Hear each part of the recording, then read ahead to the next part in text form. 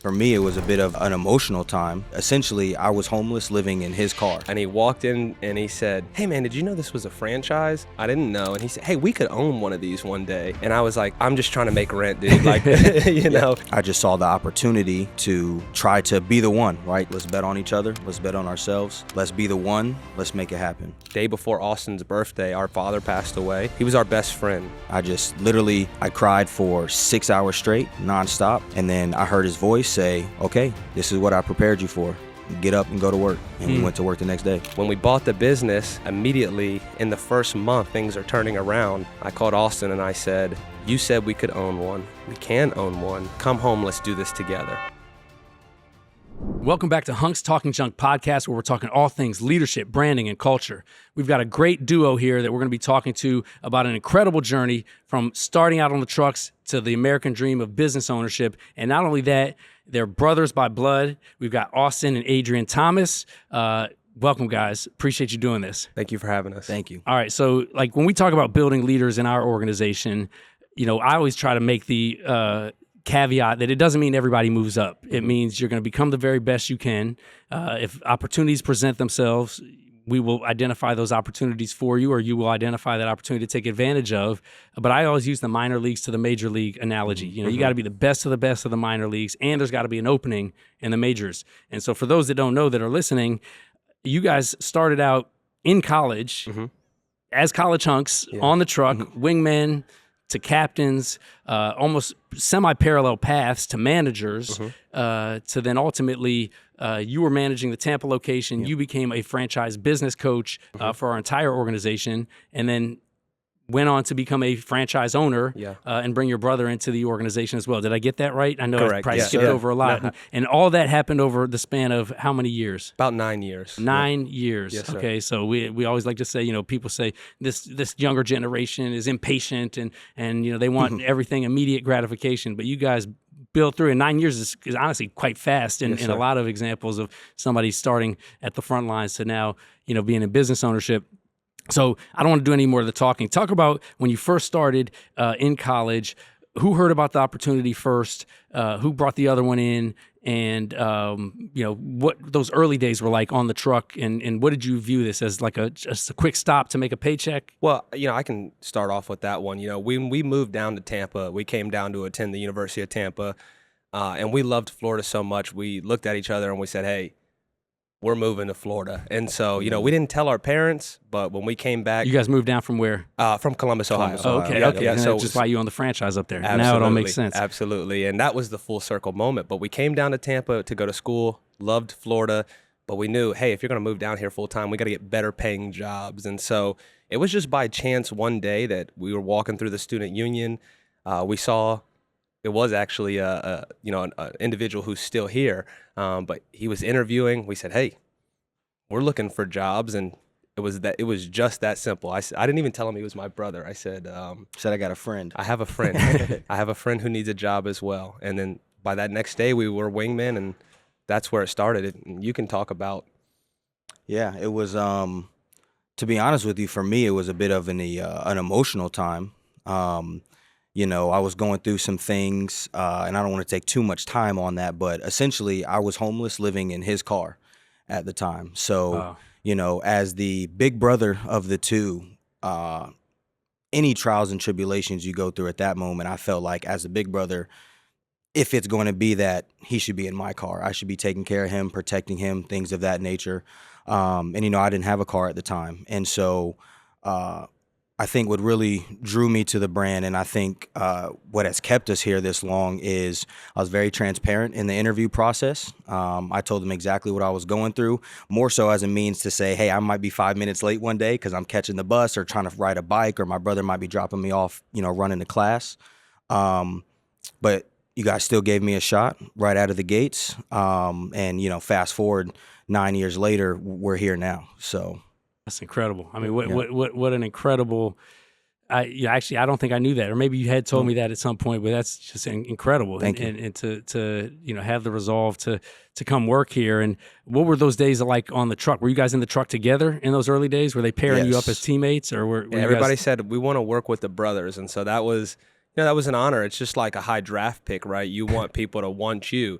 And so that Why was, do you think that your colleagues wanted to, work with you guys? What do you think it was? I think we came from a sports background, and our parents were both, I call them solopreneurs, right? My dad was a jack of all trades, and he did everything. But he also told us, hey, work hard, believe in yourself. So when we came in, every time, whether it was sports, in the academic room, or in this case at College Hunks, we said, hey, listen, we're starting at the bottom, but that's not where we belong. We're starters.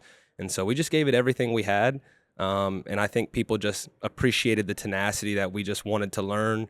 Austin, because of his situation, it didn't matter if he was on the trucks or not. He was at the office. If I had to go to class, he would be at the office. He would sit on the couch at no shifts. He would be there all day just asking for work. And so I think it was those two things. When we did get on the trucks, it was get after it. And when you're not on the truck, it's begging for opportunities. Yep. Yeah.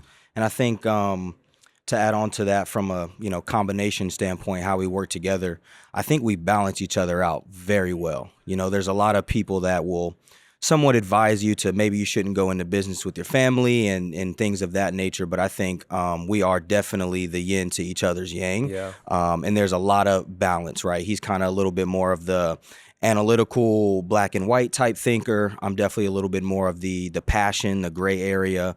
Color and commentator. So, you're right. Yeah. But when you have Okay, that I can balance, see you got the orange and green tie, right? the Thank colored you, tie, thank you. You're wearing the white, White and black t-shirt. Right, exactly. Right. We didn't even plan that. That's Right. organic. But I think when you have that, but also, both of those two individuals are driven to the same level, you can achieve, pretty great things. So Yeah, I get asked that question a lot about me and Omar. Is like, hey, you guys are best friends. What's it like being in business together? And very similar answer that you guys just gave, right? It's, we've got shared vision and values. Mm-hmm. We've got a level of communication. It's transparent. We say we don't hold resentments longer than 24 hours.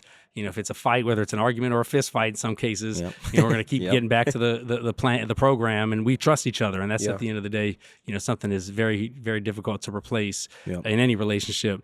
At what point did you know, that this was potentially could be more than a job in college? Well, actually, Austin said it the very first day that we, it was at the Howard shop. The Howard shop Yeah. well. Yep. And he walked in and he said, hey, man, did you know this was a franchise? And I'm like, I didn't know. And he said, hey, we could own one of these one day. And I was like, yeah, I'm just trying to make rent, dude. Like, I'm just trying to buy these books. And so Austin was saying it from day one. And I don't think it was really a thought process for a couple years for me because it just wasn't the focus. But from day one, Austin said, Adrian, we can really do this. Yeah. Yeah, I just kind of had a feeling, we are spiritual as well. And so I think I always tell people, God and the universe kind of foreshadowed us where when we were back home in Ohio, we moved, I think it was 14 or 15 times just around Central Ohio, when we were younger, but we never hired a moving company. We always did it ourselves. We got a pretty big family, so it was a lot of stuff. When I walked into the office, I played a little bit of a D3 football, so very, sports driven mind. And I got that feel of the competitiveness, the camaraderie, the leadership that was there at the time that kind of replaced what I was missing when I stopped playing football. And all those feelings kind of came up and I just said, yeah, man, I think we can own one of these. Yeah, it's just that simple. You professed it, and it's obviously manifested. Now, what were some of the lessons that you had to learn, and how did you learn them to go from, again, being a mover or a junk hauler, driving a truck, going from house to house, physical labor, it's exhausting, to becoming a leadership function in the organization? First, we'll talk about locally, and then how that evolved into, again, you joining the corporate division as a franchise coach, and then ultimately owning a franchise as well. But kind of how did that trajectory take place? Was it training? Was it, just you stepped up when there was opportunities and raised your hand? What does that look like?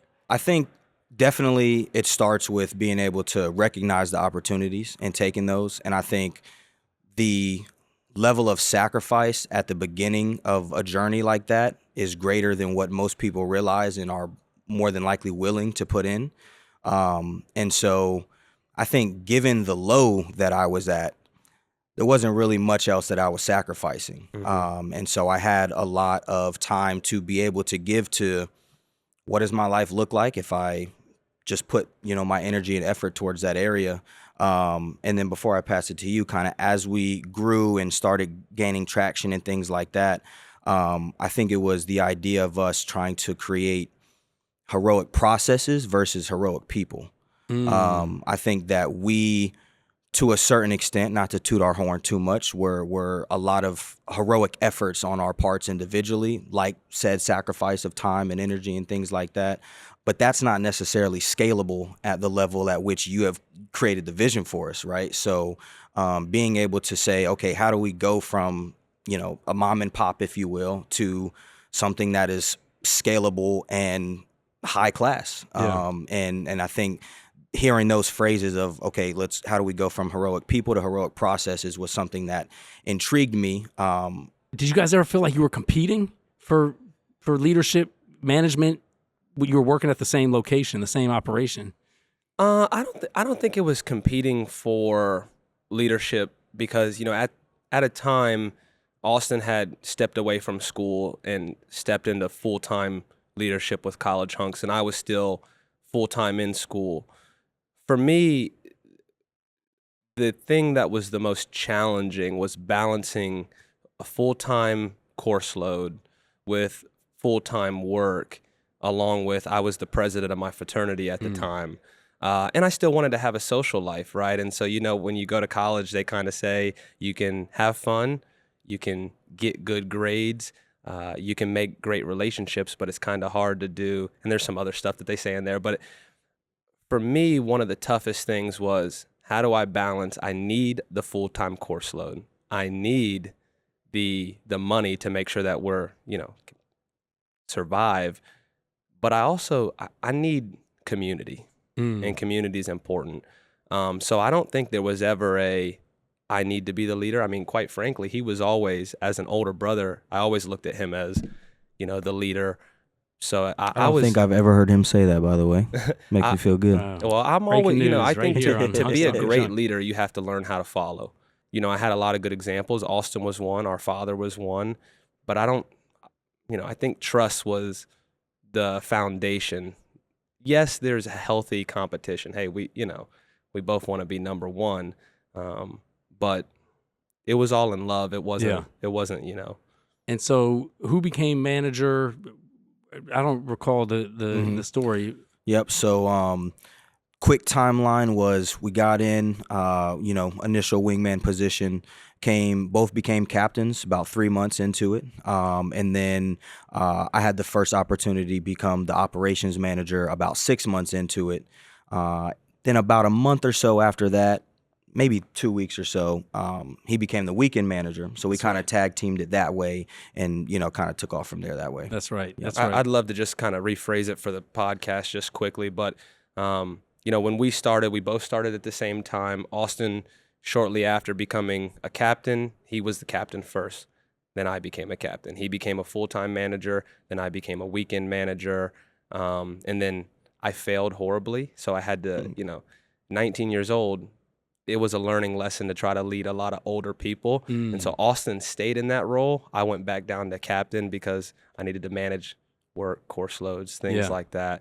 And so Austin was always on the fast track and was always really my boss until when I graduated and we were running separate stores. He was running the North Tampa store and I was running the South Tampa store. That was the first time we were peers. That's right. That's right. And forgive me for bringing this up, but you guys had a pretty tragic loss that I recall during your time working with us. Yeah. If you don't mind talking about it or sharing kind of, what that was and then how you guys were able to navigate through that, but also how it affected your work approach and your perspectives. Yeah, absolutely. January 12th, 2018, day before Austin's birthday, our father passed away. I was 20. Austin was, 21? 21. Yep. And, he was our best friend. Our dad was the type of guy who taught us to believe in ourselves. I always joke around with my wife. I say, I could be the president of the United States if I wanted to. Not that I want to, but because my dad instilled that belief into us. And so it most definitely affected every aspect of life. But I think for me, it was a crossroad. And in every crossroad, you have to determine, am I going to go left or am I going to go right? And I think that was the best decision in my life, was holding on to Jesus as tight as I could. You know, when the Bible talks about that the Lord will provide a peace that goes beyond understanding, to grieve the loss of a best friend or a father, you need the peace of the Lord. And so I think that was really what helped us get through the tough times. You know, honestly, the work helps because you need to take your mind off of it.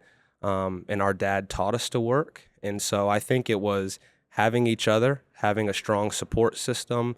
But first and foremost, you know, all glory goes to the Lord for giving us the peace. And even today, you know, giving us the strength, because, you know, grieving is a process that it takes time. Yeah. Yep.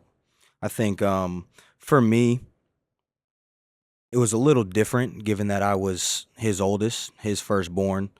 I got a lot of the, hey, there's going to be a day when I'm not here anymore and you're the man of the house type talks. And I do credit him with us even having the opportunity to find the brand, because it was his initial vision to, hey, let's move the family from Ohio down to Tampa. I don't know how he picked Tampa, but that's where he chose. And, you know, fast forward, we're here now.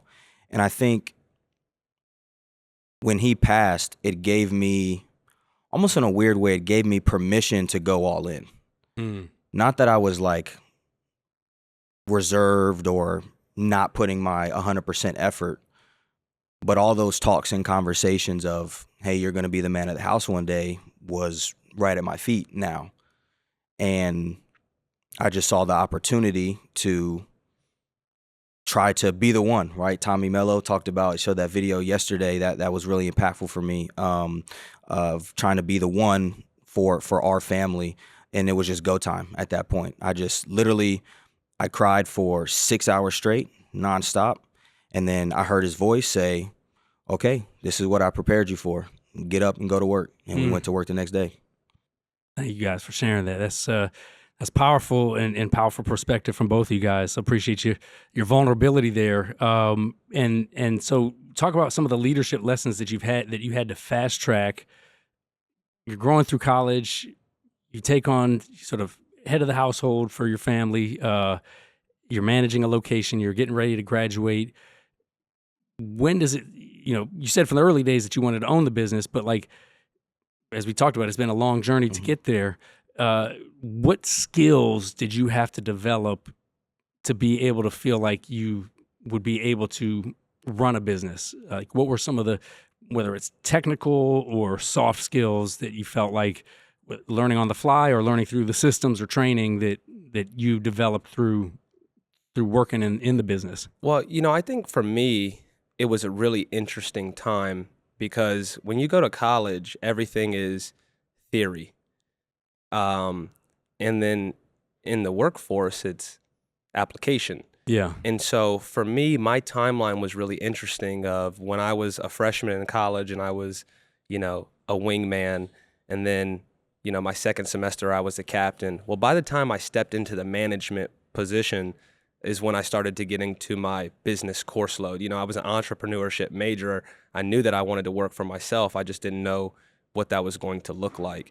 And so for me, it was, how can I take what I'm learning in the classroom Monday, Wednesday, Friday, and put it to work Tuesday, Thursday, Saturday, and then I study on Sunday. Yeah. And so it was really an interesting time when I got to learn it, theory, apply it, application, learn the lessons together. And thank you for allowing us to learn on your dime, because now we're in a position where, working for the corporate store, when you're at a corporate store, how we used to always explain it is, we are the guinea pigs. And before something goes out to the system, we're the ones who have to test it. And so we had an opportunity to figure out all of what testing truly looks like, and all of the things that, if you're going to roll forward with something as a business owner. Was it challenging for you guys to go from a peer of your fellow movers and haulers to a leader manager, coach, boss, for all intents and purposes of those same individuals who were still working in the business? Was it a challenging adjustment to go from, hey, I can't just be your friend, I got to be, an authority figure, and I got to understand how to get the most out of you and also hold you accountable, and in some case perhaps fire you? Yes, definitely. I think that was actually what I was going to answer your last question with as well. One of the biggest things I was able to really learn is kind of the emotional intelligence side of that. And for me, kind of the soft skills. I was always the do it. I'm going to do it at the highest level. And if you can't match my level, just step aside and let me, kind of show you, let me take over. But that doesn't really work when people are like, you were just with me 6 months straight, and now that you have this position, why are you communicating this way? I thought you were with us, and there's that small divide, if you will. So that was challenging at the beginning. As Adrian mentioned, definitely failed forward, as we like to say. But I think that was also the beautiful part of it, because without that lesson, there is no promotion. There's no opportunity to go to Brand Central. There's definitely, we're not getting here. And I think that aspect of trying to not be the smartest in the room as well. When you're on the trucks to a certain point, when you're the top guy or the top estimator, you kind of are almost always the person in the room. And so it was really exciting to have opportunities to not be the smartest in the room. And like Adrian was saying as well, the opportunity in the corporate store portion was, I remember the days where I'm getting texts from you late night and you're sending, leads over, hey, reach out to this person. Hey, why is the truck not parked here? What's going on with that? Seeing how dogmatic you guys were, and understanding that, hey, we can do this, but there's levels to it. And to be able to, as you said, again, learn on your guys' dime, but really soak all that in and understand that it's okay to not be the smartest in the room. I really felt like I'm the best captain, I'm the best estimator, you guys need to listen to me. Like, that was not the right approach to it. And so learning that emotional EQ, component was probably the most challenging portion for me. So that's interesting. Yeah, and I was I'm OCD, right, about the details, and you talked about a couple of those examples, but I always say, the small streams make big rivers, and every little detail adds up to big impacts in business. And sometimes it's hard if you're, accustomed to being, one role within a company or one job, so to speak. You get almost tunnel vision, like you just know that function. But then when you start elevating yourself as a leader to hiring, training, managing, coaching, branding, marketing, finance, accounting, like there's all these different layers of the business. To your point, you were probably learning some of that in your classwork, theoretically, but it was living out, real time in this, as you said, real world sandbox of a business ecosystem for you guys to develop. Now, like a couple years later now, from that example, you're GM of the Tampa location, you're graduating college, joining corporate franchise, or where you're going around and visiting local franchises in other markets. Again, individuals who are older than you, kind of helping to coach them on their business. What was that experience like for you, being out on the road and trying to coach now a playbook that you had lived, yes, through the evolution within the business at one location, but now you're the authority that these franchise owners are investing in to help give them guidance? Yeah, I think what was interesting was when I first got to the franchise business coach role, it was the first time in my young career that I realized before stepping into the role that I did not know everything. When I was a wingman, I thought I was the best wingman and I knew everything. When I was a captain, I was the best captain and knew everything, and I was the best weekend manager. And we say fail forward, but it's first attempt in learning forward, right? And so by the time I got to the franchise business coach opportunity, it was, all right, take everything that you can learn and just take it all in, listen. That was the first time where I realized I need to, instead of talking 70%, I need to listen 70%. And I think that was the biggest thing, was in order to earn the respect of a lot of people who came from various backgrounds, the first thing was to listen to understand rather than listen to respond. And I think that was probably the best thing that I could have done was listen to the struggles, listen to the opportunities, listen to the successes. And then it's just knowledge sharing. Yeah. So, when I was in the position traveling around, it was the most fun I ever had. It was the one thing that I hated the most because I love my wife to death and I want to be with her all the time. She makes me better. And so being on the road for a week was, not necessarily my forte at the time. But it was a lot of fun because I realized how much I was learning. And I was the coach. Yeah. But I was learning. Yeah. Which is a great perspective. The fact that you guys have that or had that foresight, I think, is ultimately what's propelled you to business ownership, is recognizing, hey, we could, master the front line, but when we started trying to level up, we were humble enough to realize we didn't know everything and we weren't yet the masters of these new levels. We needed to be open-minded and fail forward, as it's been mentioned a few times here. I like that first attempt in learning, the acronym for fail. That's good. Adrian, when did I think you were the first person that jumped on the ownership opportunity in Columbus. When did you see that as an opportunity? How did you pounce? When did you pull Austin into the picture? Yeah, so I'll try to make a long story short. But again, a lot of the things that I do in life are built on my foundation in Jesus. And, I kind of look at things in patterns. Like Austin said, I'm a very, analytical type of thinker. I look at things in patterns. And so I loved what I was doing as a coach. I was having a ton of fun. I was making good money. I was 24 years old out of college, making good money, traveling around.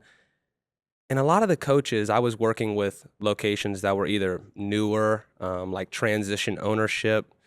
I was working with operationally inefficient locations because of my background from the corporate store. And I started seeing a trend of how many people were saying, Adrian, why don't you own one? Adrian, you could buy one. And so I really felt that the Lord was speaking to me. He's saying, Adrian, you should consider this. And I had a mentor of mine say, consider every opportunity. Even if you don't take it, sometimes just the ability to consider it opens up your mind and it opens up your heart to the possibilities of what can be. Dream bigger for yourself. And so I said, well, while I had no intentions, because I knew that if I was going to be in business ownership, that meant getting hands-on again. And at that point, I had been hands-off for about 3 years. In business ownership, it's like up to the armpits in everything. And so I said, hey, listen, if I'm going to get into that, I have to be prepared. So we prayed. We felt like the Lord was leading us to it. I did a feasibility analysis because, again, I was an entrepreneurship major. So I said, well, if we're going to buy, a location, where would we want to go? Home was one of the options. If we're going to buy a location, are we going to go new? We're going to go existing had to be the option. And then when we were looking at the Columbus market, because it was one of the locations that I was coaching, and they needed to sell, ultimately it was a failing location. And so we said, okay, is it feasible to save this location? And if we're going to do it, what's it going to take to do it? We found it feasible. We wrote up the business plan, and then we got denied from over 15 different places, and they all said the same thing. You have great credit. You're a heck of a guy. I love listening to your story. And you have no collateral, so we can't give you the loan. Wow. And so after getting denied so many times, and I've seen the Lord work in my life so many ways where you say, hey, listen, I can't do anything but give him the glory and give him the credit. And at this time I said, I'm pushing this thing. This is me. This is not him. So we waited till after the holidays, told the former owners, hey, listen, we have to back out. And at that time they said, hey, we had been praying as well, and we felt the Lord tell us that we should owner finance you the business. At the time in the business plan, when I named the company, we had named it 111 ENT LLC. That was an homage to my father because, again, as a solopreneur, he created a lot of companies. He created a gospel hip hop, youth concert for the kids, and it was 111 Entertainment, but it was based upon Ephesians 1:11, which talks about we were predestined. The Lord chose us for his inheritance. And so when the Francises, the former owner, said, we came into an inheritance from the passing of her mother, and they wanted to use the entire inheritance to owner finance us the business. And they did it at 2%. And so as you know, the Fed rate is not even 2%. Right. It's 4%, 4.5% plus prime.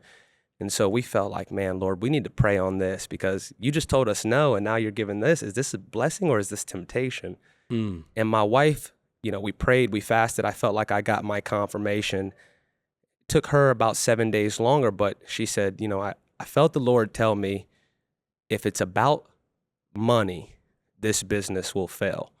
But if it's about people and loving people where your heart's at, then this business will be successful. And so that's when we said, we're going to do it. We're going to keep it about loving people well. So when I think about our mission to live our values every day, while it is living our values every day, to me, it's also my personal vision is in everything I do to serve others and to share the love of Jesus, the Messiah, along the way. And that's what got me back into it. And so when we bought the business and immediately in the first month, things are turning around, I called Austin and I said, I can't pay you what they're paying you at corporate. Actually, you're going to take about a $25,000 pay cut.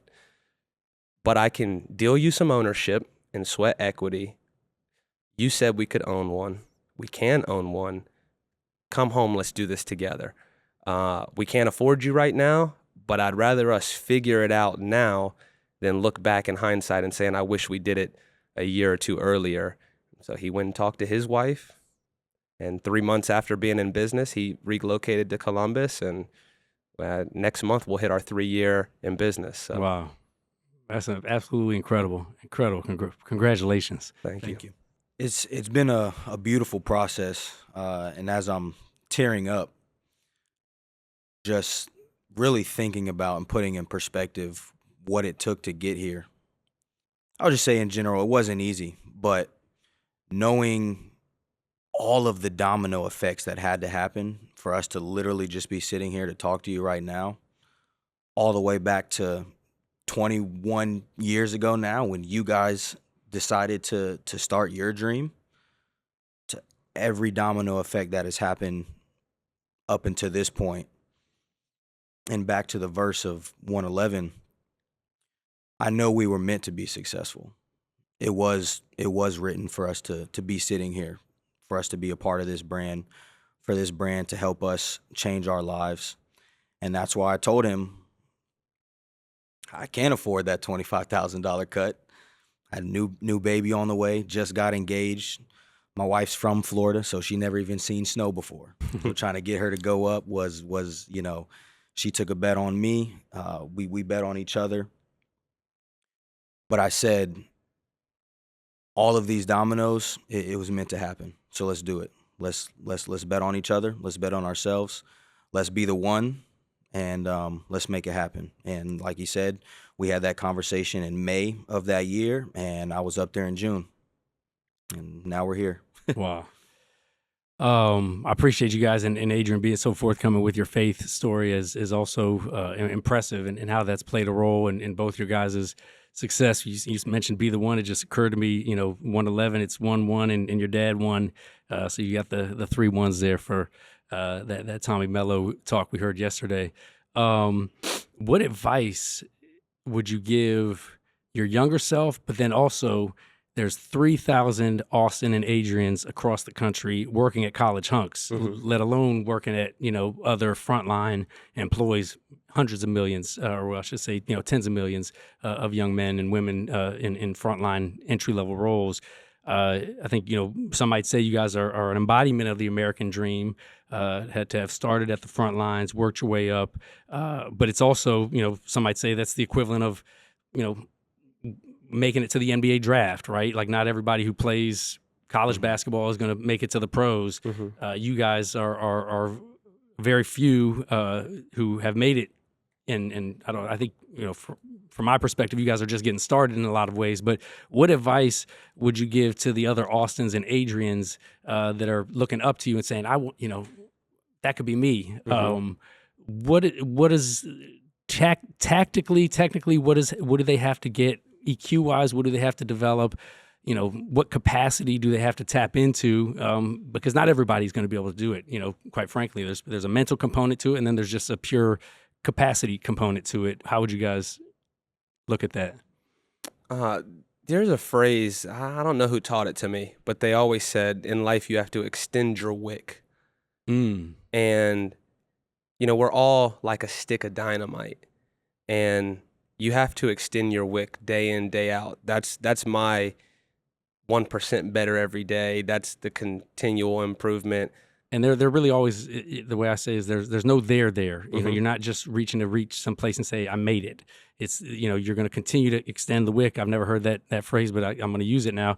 You're going to continue to get better every single day and develop your own potential. And where that leads you, it may be somewhere like business ownership, or it may be another destination with another organization or a leadership role in the community or otherwise. Austin, anything you would add to that? Yeah, I think for me, if you focus on other people more than you focus on yourself, that is going to do a lot of the legwork for you. Amen. Yeah. That'll do a lot of the legwork for you. Those times when I was homeless, sleeping in his car, was not for me, as crazy as that might sound. Obviously, I wanted to get out of the car. But I was already thinking about, okay, well, dad's not here. I'm setting example for our 3 younger sisters. At the time, I was just entering my relationship with my wife, but saw the forecast of she's going to be my wife. I want to have kids. I got to get out of this now. It wasn't for me. It was for them.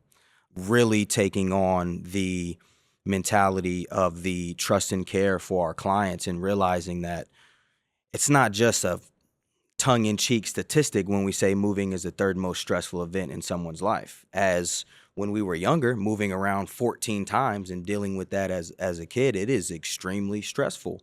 And being able to see the joy on people's faces, to be able to have clients cry on your shoulder and give you a hug and just thank you at the end of the day, that is what I did it for. And I felt like I was able to see that if you do that enough, energy can't be created or destroyed. It can just be transferred. Mm. And so I wanted to try to transfer as much energy as possible to those people during that stressful time. And ultimately, it was going to come back tenfold, but not because I want to use it selfishly. Because as soon as it starts coming in, it's going right back out. Yeah. So And really focus on others. Yeah, and if I can add one thing for our college hunks audience specifically, right? Like we talk about moving being one of the most stressful things that someone can experience, but I truly believe that the home is the most sacred place that anyone has, maybe next to where you worship, but I would even argue it's more sacred than that because we worship there too. When we go into someone's house, this is the most personal place that you can ever be invited into. And as a predominantly male-dominated industry, for strangers, and our customers are primarily women with children, for someone to trust us, right? We say trust and care, and we care more. But for someone to trust us in their home, strangers, that is an opportunity that I do not take lightly. We tell our team that we don't take that opportunity lightly. And so I think it's also, from a college hunks, from all the other hunks out there who maybe have a dream of, whether it's in this brand ownership or if it's whatever else. And to your point, that's the role of the leader, is to reinforce, repeat, cast that, give examples, show examples of everything you just described in all its different facets. Actually, one of the guests we had on the podcast another time said, it's not I'm here to save the day, it's I'm here to serve today. Mm-hmm. Come on, and now. that one was like a mic drop moment. I was like, oh, that's that's good. That's a I good like social that. media clip. Whoever right there. that was, I'm taking that. Yeah, that's actually our keynote speaker tomorrow. So Yes, you may indeed. hear him say that Excellent. tomorrow morning. I think you guys will be impressed with his. Last question. I always think about balance, work-life balance. It's easier when you're younger. You've got less responsibilities. Maybe not easier, but there's less things pulling you in different directions, I should say. Maybe less responsibilities in some cases. I boil down balance to what I call the 6 F's. Family, friends, faith, finance, fitness, and fun. And I will tell you that, I try to evaluate those 6 F's and I'm looking at, am I pouring into each of them? Am I filling those buckets? I'm certainly not nearly as far along as you are in my faith journey, but you and I have had some conversations about that, so I appreciate some of your guidance that you've shared both on this podcast and separately. But how do you guys currently find balance? You've got kids, wife, growing business, home to care after. What's your approach to finding business? And it doesn't have to be within those 6 F's, but when I think of those buckets of friends, family, faith, fitness, which is kind of your health and wellness, finance, your money or your job, and the fun factor, things you do as a hobby or just because you enjoy it. How do you guys find balance? Yeah, I think that, the irony in a word like balance is that we think of a scale that's going to perfectly level, and it never is. Ultimately, it has to be an equal sum game of, hey, listen, I got to get to 100, right? So if it's in my marriage, there's going to be times where I'm putting up 50% and my wife's putting up 50%, and we equal 100. And then there's times where she needs me to pick up some more, and so maybe it's 60-40. Same thing in business. And then to go to all the F's, it says, hey, listen, there's not always going to be equal balance, 15% across the board. Right. Sometimes faith needs to take the lead. In my case, faith is almost always going to take the lead. That's great. Great I think answer. to add on to that as well and dive a little bit deeper, in order to find when you need to shift, where you need to shift to, ultimately is extreme clarity and vulnerability. And just really transparent communication. Yeah. We have to be able to tell our wives, hey, it's summer. It's going to be from 50% up to 60, maybe 70% at work during the summer months when we need to capitalize. And I'm going to need you to do a little bit more at home. It's going to be having the clear communication with him of, hey, my wife needs me right now. I need to come back home a little bit. I need to go maybe as low as 40% right now in this particular season. I need your help a little bit. And so just being really clear, really transparent with everyone involved on where we're at and showing that vulnerability and honesty, because I think when you get to a certain point and you're much farther along than we are, we're trying to follow in your footsteps, everyone thinks you have all the answers. And think as you go up more, you realize you don't have any answers actually. You're still just trying to find and learn. And so just being transparent about that and saying, hey, I think I need to dial it this way a little bit. I need to dial it this way. I need your help, in this area, and just being, very transparent with that.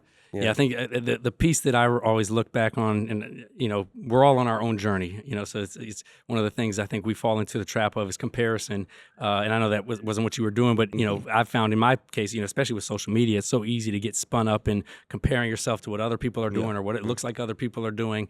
And we're on our own path, our own journey, and I always like this notion. There's a book called The Gap versus the Gain. And there's, always this tendency of us always chasing the gap, what's missing in our lives, this never unreachable sort of perpetual goal line that keeps moving. And we miss the fact of how far we've come, which is the gain. Yep. And if you live mentally in gratitude of the gain, look at where I started to look at where I am. Yeah. And yes, I want to keep getting better. Yes, I want to keep achieving more, accomplishing more, producing and impacting more.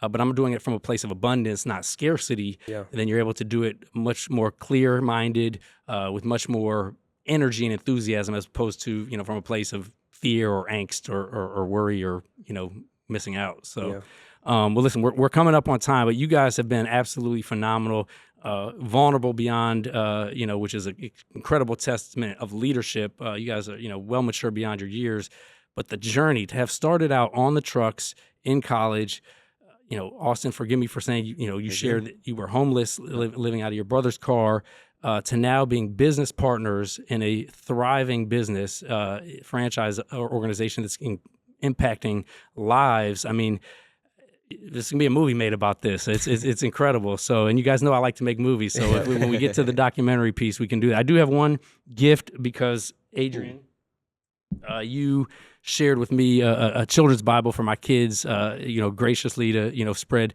and share your faith, which I know you're very passionate about. A friend of mine, Mark Hershey, wrote a book called The Moving Mindset. It's daily devotional reflections specifically meant for the moving industry.